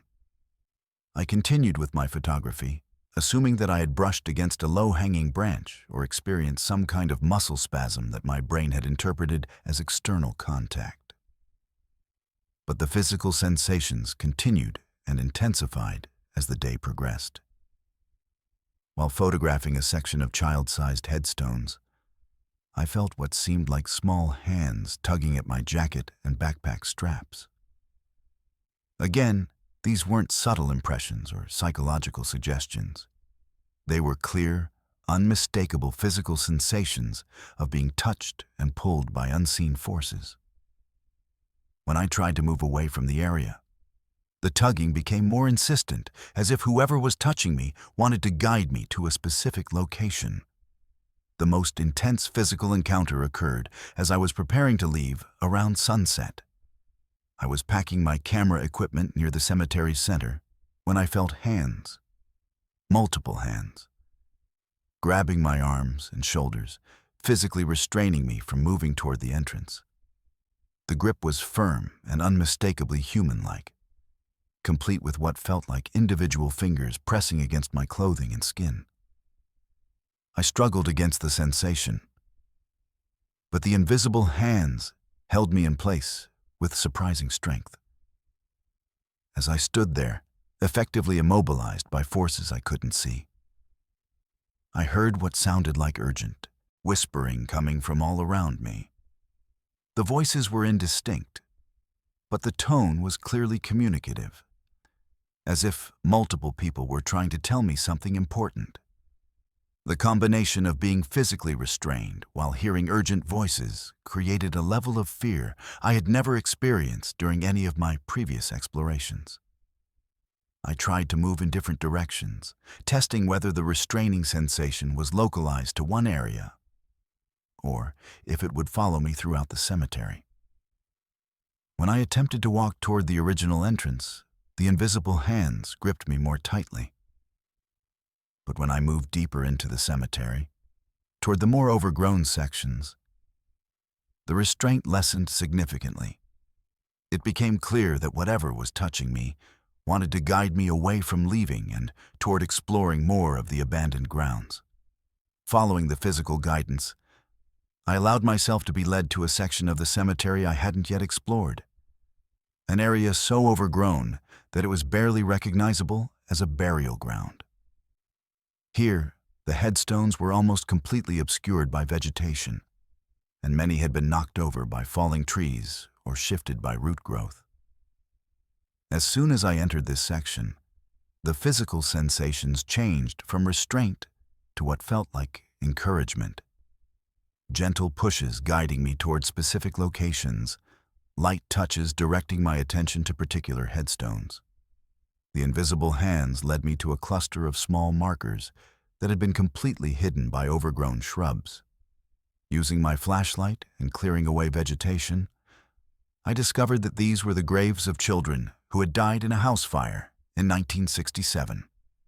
According to the headstones, an entire family, parents and 4 children ranging in age from 3 to 12, had perished in the same incident. The graves were in deplorable condition, with broken markers and no evidence that anyone had visited or maintained them in decades. As I documented these forgotten graves, the physical sensations continued, but they had changed in quality. Instead of the urgent tugging and restraining I had experienced earlier, I now felt gentle, almost grateful touches. Light pressure on my shoulders and arms that felt like expressions of appreciation. It was as if the invisible presences had been trying to bring attention to these neglected graves, to ensure that someone would remember and document the lives of this forgotten family. I spent the remaining daylight hours clearing vegetation from the family plot, photographing each headstone and documenting the inscriptions that told the story of their tragedy. The physical sensations continued throughout this work, but they were now consistently gentle and encouraging, like having invisible assistants helping with the restoration work. When I moved rocks that had fallen on markers or cleared away debris that obscured inscriptions, I could feel light touches that seemed to express gratitude for the care I was showing to these abandoned graves. As darkness fell, and I finally prepared to leave Shadowbrook Cemetery, the physical sensations gradually faded. The last contact I felt was what seemed like multiple hands briefly touching my shoulders and back in what could only be described as gestures of thanks. By the time I reached my car, the supernatural physical contact had stopped completely. But I could still feel the emotional impact of having been guided to discover and document the forgotten graves of the family who had died together in 1967. My experience at Shadowbrook Cemetery changed my approach to urban exploration entirely. I realized that abandoned places aren't truly empty. They retain connections to the people who lived, worked, or in this case, were buried there. The physical contact I experienced wasn't malevolent or frightening in itself. It was communicative, an attempt by unseen presences to ensure that forgotten places and forgotten people received the attention and respect they deserved. I've returned to Shadowbrook several times since that first visit, always bringing tools to continue clearing and maintaining the family plot I was led to discover. The physical sensations haven't repeated with the same intensity, but I occasionally feel gentle touches that seem to acknowledge my ongoing efforts to care for those neglected graves. Urban exploration has taught me that the most important discoveries aren't always about photographing decay and abandonment. Sometimes they're about finding ways to honor the memory of people and places that society has forgotten. Let's move to our 10th story. My name is Sailor, and I'm a professional paranormal investigator with over 20 years of experience documenting unexplained phenomena. I hold a PA in psychology with specializations in anomalous experiences and environmental psychology, and I've investigated hundreds of allegedly haunted locations throughout my career. I approach each case with scientific methodology, using sophisticated equipment to measure electromagnetic fields, temperature variations, infrasound, and other environmental factors that might explain reported supernatural activity.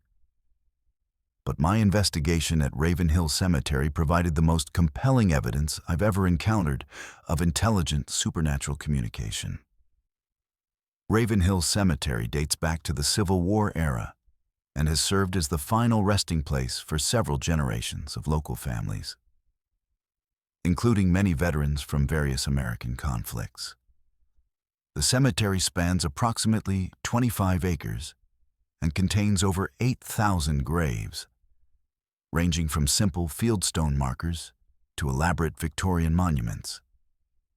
The oldest section includes burials from the 1860s, while the newest areas contain graves from as recently as last year. The cemetery has an active historical society that maintains detailed records and organizes regular tours, highlighting the stories of notable individuals buried there. I was contacted by the cemetery's board of directors after they began receiving consistent reports from visitors and staff about unusual electronic phenomena occurring throughout the grounds.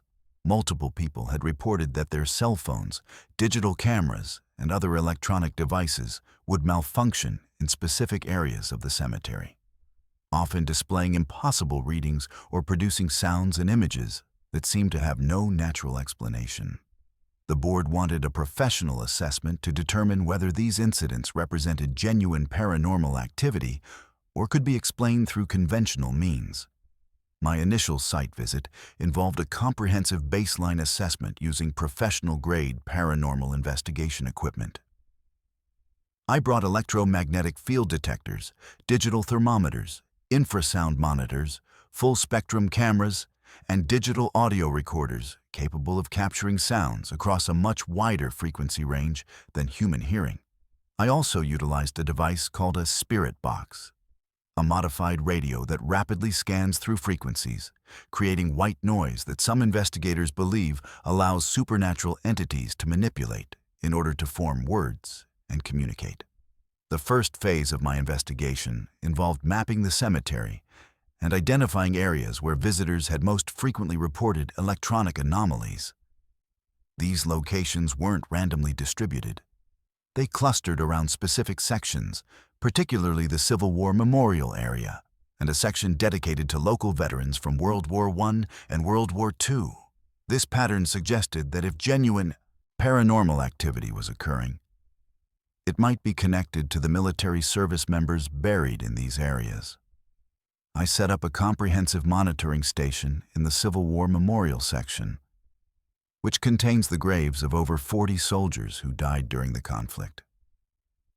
The memorial itself is an impressive granite obelisk surrounded by individual headstones, marking the graves of both Union and Confederate soldiers who were treated at a local field hospital. Historical records indicate that these men came from different units and different states, united only by their shared experience of injury, treatment, and death far from their homes. Within 30 minutes of beginning my electronic voice phenomenon sessions, my equipment began registering anomalous readings. The electromagnetic field detectors showed sudden, dramatic spikes that didn't correspond to any identifiable electromagnetic sources in the area. More significantly, my digital audio recorders began capturing voices, clear, intelligible voices that weren't audible to my ears during the recording sessions, but appeared on playback with remarkable clarity. The first voice I captured identified itself as Saint, 15th Pennsylvania Infantry. The voice was distinctly male, with what sounded like a period-appropriate accent and speech pattern. During subsequent sessions, I recorded communications from multiple individuals who provided names, military units, and details about their service that I was later able to verify through historical military records. These weren't random sounds or pareidolia. They were specific, factual communications that contained verifiable historical information. What made these communications particularly remarkable was their interactive nature. The voices weren't simply repeating memorized phrases or names. They were responding directly to my questions and comments. When I asked about specific battles or military units, the responses demonstrated detailed knowledge of Civil War history that went far beyond what might be found in general historical sources. When I inquired about personal details like hometowns or family members, the voices provided information that proved accurate when cross-referenced with military service records and census data. The most extraordinary session occurred during my third night of investigation. I was using the spirit box in the World War I veteran section when multiple voices began communicating simultaneously.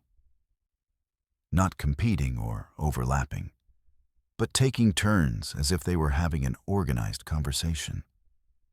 The voices identified themselves as members of different military units who had served in France during 1917 and 1918. They discussed specific battles, described conditions in the trenches, and even shared personal anecdotes about their experiences overseas. These communications weren't just historically accurate. They included details that weren't widely known or easily researched. One voice, identifying himself as Romeo, 42nd Infantry Division, described a specific incident during the Meuse-Argonne offensive that I later found mentioned in a single paragraph in an obscure military history published in 1923.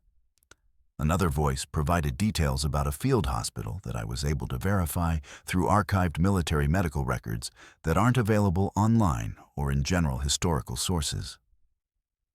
But the most compelling evidence came when the voices began demonstrating knowledge of my own equipment and investigation methods. They would comment on the readings displayed on my instruments, sometimes before I had noticed the changes myself. One voice warned me that my electromagnetic detector was about to register a significant spike. And sure enough, the device showed a dramatic reading increase within seconds of the warning. Another voice directed my attention to temperature anomalies that my thermal imaging camera was detecting in areas I hadn't yet examined. The spirits also demonstrated awareness of each other and of the cemetery's current conditions. They would mention recently deceased individuals who had been buried in the cemetery within the past few months. People they couldn't have known during their lifetimes, but whom they seemed to have encountered in their current state. They provided accurate information about changes to the cemetery grounds, including recent monument repairs and new landscaping that had been completed since their deaths. During one particularly active session, the voices began providing technical commentary on my investigation methods.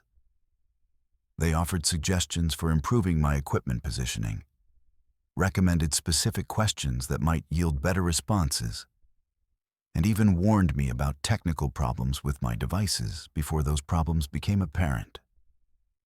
It was as if I was receiving consultation from supernatural entities who had observed numerous paranormal investigations and wanted to help me conduct more effective research. The level of intelligent interaction reached its peak during my final investigation session. The voices began coordinating their communications, with different entities taking responsibility for different types of information. One group focused on providing historical details about their military service. Another group described the experience of death and the transition to their current state. And a third group offered information about other supernatural entities they had encountered in the cemetery. Most remarkably, they began providing evidence of their continued existence that extended beyond our communication sessions. They accurately predicted specific electromagnetic readings that would occur at precise times during subsequent sessions. They described equipment malfunctions that would happen to other investigators who visited the cemetery after my investigation. They even provided information about living individuals who would visit specific graves in the days following our communications, information that proved accurate when I followed up with cemetery staff. The voices also demonstrated concern for the cemetery's ongoing maintenance and for the families who visit their graves. They provided specific information about headstones that needed repair, areas where drainage problems were affecting graves, and suggestions for improving the cemetery's historical preservation efforts. Their communications showed ongoing emotional connection to their physical resting places and genuine care for the people who remembered them. My investigation at Ravenhill Cemetery yielded over 40 hours of recorded communications containing hundreds of verifiable historical details and dozens of accurate predictions about future events. The level of intelligence, interaction, and verifiable information provided by these supernatural entities exceeded anything I had encountered in 2 decades of professional paranormal investigation. These weren't residual hauntings or psychological projections. They were clear evidence of conscious, intelligent entities maintaining awareness of both their historical identities and their current environment. The equipment failures and electronic anomalies that prompted the original investigation proved to be genuine, supernatural manipulation of technology by entities attempting to communicate with the living world. Rather than being disruptive or malevolent, these supernatural communications represented attempts by deceased individuals to maintain connection with the physical world and to continue contributing to the historical understanding of their lives and service. My final report to the Ravenhill Cemetery Board concluded that the site contains active, intelligent supernatural phenomena that pose no threat to visitors or staff.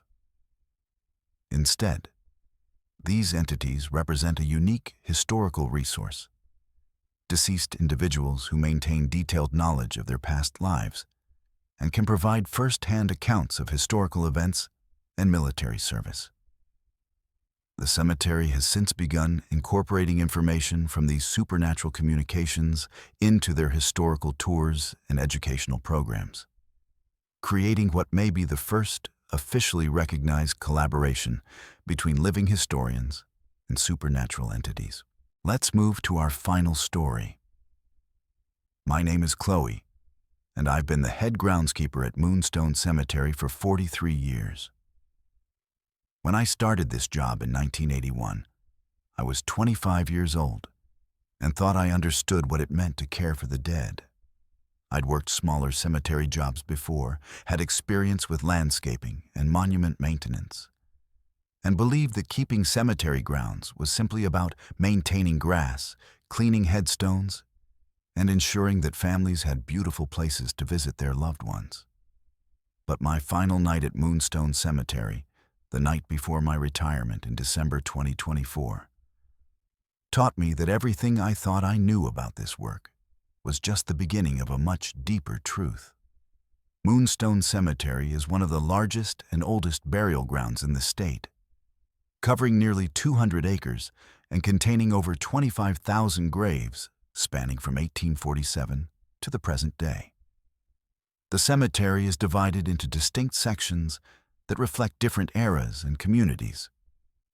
There's the original pioneer section with simple fieldstone markers, The elaborate Victorian area with towering monuments and ornate mausoleums, the military sections honoring veterans from every American conflict since the Civil War, and the modern areas with contemporary memorial designs. Over 4 decades, I'd maintained every inch of these grounds, watched thousands of burials, and witnessed the full cycle of grief, remembrance, and acceptance that defines human relationships with death and memory. Throughout my career at Moonstone, I'd always been aware that the cemetery held more than just the physical remains of the deceased. There were signs, subtle indicators that some form of consciousness or awareness persisted in certain areas of the grounds. I'd learned to recognize these signs early in my tenure. Tools that would be moved overnight to different locations, flowers that would appear on neglected graves with no explanation, sounds of conversation coming from empty sections of the cemetery. But I'd developed a professional relationship with these phenomena, treating them as part of the natural environment of a place where tens of thousands of people had been laid to rest over nearly 2 centuries. My final night at Moonstone began like any other end-of-shift routine. I completed my security rounds, secured the maintenance buildings, and locked the main gates. But instead of leaving immediately, I decided to walk through the cemetery one last time, visiting the sections where I'd spent the most significant moments of my career. It was a clear December night, cold but not bitter, with enough moonlight to navigate the familiar pathways without artificial illumination. I wanted to say goodbye to this place that had defined most of my adult life, to acknowledge the relationship I'd built with both the living families who visited and the deceased residents who had become my constant companions. I started my farewell tour in the Pioneer section, walking among the weathered fieldstone markers that commemorate the area's earliest settlers. Many of these graves are unmarked or have inscriptions too worn to read, but I knew their locations and histories from decades of research and maintenance. As I moved through this section, I became aware that I wasn't alone. There were figures walking among the graves, not the shadowy, indistinct shapes I'd occasionally glimpsed over the years, but clearly visible people in period clothing who moved with obvious purpose and familiarity. A woman in a long pioneer dress was tending to a small family plot, arranging what appeared to be wildflowers on 3 child-sized graves. A man in work clothes and suspenders was examining a broken headstone, running his hands over the damaged inscription as if assessing what repairs were needed. These weren't vague impressions or tricks of moonlight. They were fully visible people who seemed as solid and real as any living visitors to the cemetery. As I continued through different sections of Moonstone, the number of visible spirits increased dramatically. In the Victorian area, I saw elaborately dressed families visiting ornate monuments, women in mourning attire placing flowers on graves, men in formal suits standing respectfully at family plots. In the military sections, I observed soldiers from different eras, Civil War uniforms, World War I doughboy gear, World War II dress uniforms, modern military fatigues, all gathered around memorials and individual graves, some saluting, others placing flags or military insignia. What made this experience unprecedented was the level of interaction these spirits had with each other and, remarkably, with me. They acknowledged my presence with nods, waves, and even verbal greetings. One elderly woman approached me near the Victorian section and said, "Thank you, Chloe, for taking such good care of our resting places all these years. We've watched you work, and we're grateful." She knew my name, knew about my decades of service, and spoke with the warmth of someone who had observed and appreciated my efforts throughout my career. As the night progressed, I realized I was witnessing something that had been building throughout my 43 years at Moonstone. Not a sudden supernatural event, but the culmination of relationships I'd been developing unknowingly with the cemetery's spiritual residents. These weren't random apparitions or residual hauntings. They were conscious individuals who had maintained awareness of the living world and had been observing the care and respect I'd shown to their burial places year after year. The spirits began sharing stories about their lives, their deaths, and their experiences in the cemetery since their burial. A Civil War soldier told me about watching the cemetery expand over the decades, seeing new sections added and new families arriving to bury their loved ones. A woman from the 1920s described how she'd watched fashions and burial customs change over nearly a century, but noted that the fundamental human need for remembrance and respect remained constant. Most profoundly, they began explaining what my work had meant to them. They described how my careful maintenance of their graves, my respectful handling of memorial items, and my obvious care for the dignity of their resting places had provided them with comfort and connection to the living world. They spoke about specific instances where my work had touched them.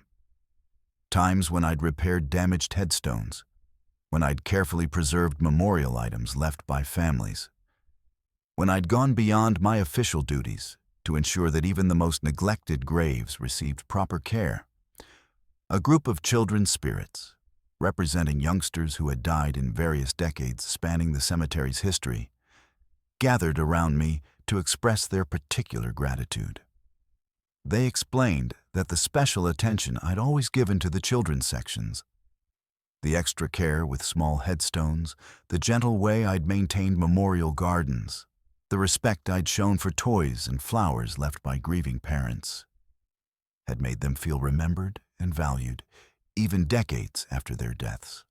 The military spirits formed an honor guard around the Veterans Memorial, acknowledging not just my groundskeeping work, but my consistent participation in Memorial Day ceremonies and veterans recognition events. They spoke about how my presence at these commemorations, my obvious respect for their service, and my careful maintenance of military markers had ensured that their sacrifice continued to be honored appropriately. As dawn approached, the spirits began to fade, but not before delivering a message that transformed my understanding of the work I'd been doing for 4 decades. They explained that cemeteries aren't just storage places for human remains. They're communities where consciousness persists, where relationships between the living and the dead continue to evolve, where the work of people like me serves as a bridge between the world of the living and whatever form of existence continues after death. The pioneer woman who had first greeted me approached for a final farewell. "Your work here isn't ending, Chloe," she said. "What you've built in this place, the care and respect you've shown, the relationships you've fostered, those continue. Every person you've trained, every family you've helped, every act of care you've performed here becomes part of the eternal community of Moonstone Cemetery. You're not retiring from this work. You're becoming part of its ongoing story." As the sun rose on my final morning at Moonstone Cemetery, I understood that my 43 years of groundskeeping had been about much more than maintaining grass and cleaning monuments. I'd been serving as a caretaker for an active spiritual community, ensuring that the deceased retained their dignity, their connection to the living world, and their place in the ongoing story of human memory and love. My experience that final night at Moonstone Cemetery taught me that death doesn't end relationships. It transforms them. The work of caring for the dead isn't just about maintaining physical spaces. It's about preserving the ongoing connection between those who have passed and those who remember them. And sometimes, if we're fortunate and observant, we realize that the care flows both ways, that in tending to the dead, we receive their gratitude, their wisdom, and their assurance that love and memory transcend the boundaries between life and whatever comes after. These 11 stories represent just a fraction of the experiences that occur in cemeteries every day. Encounters between the living and the dead that remind us that death is not an ending, but a transition, and that the places where we lay our loved ones to rest remain active communities where connection, care, and love continue long after the final goodbye has been spoken. Thank you for joining me on this journey through the darkest corners of human experience and supernatural encounters.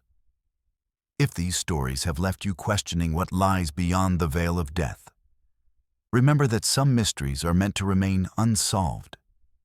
Some places are meant to be respected, and some stories are meant to serve as reminders that we are never truly alone, even in the silence of the grave. Until next time, this is Silent Fears, reminding you that the most terrifying truths are often the ones that reveal we are part of something much larger and more mysterious than we ever imagined. Sweet dreams. And remember, the dead are listening.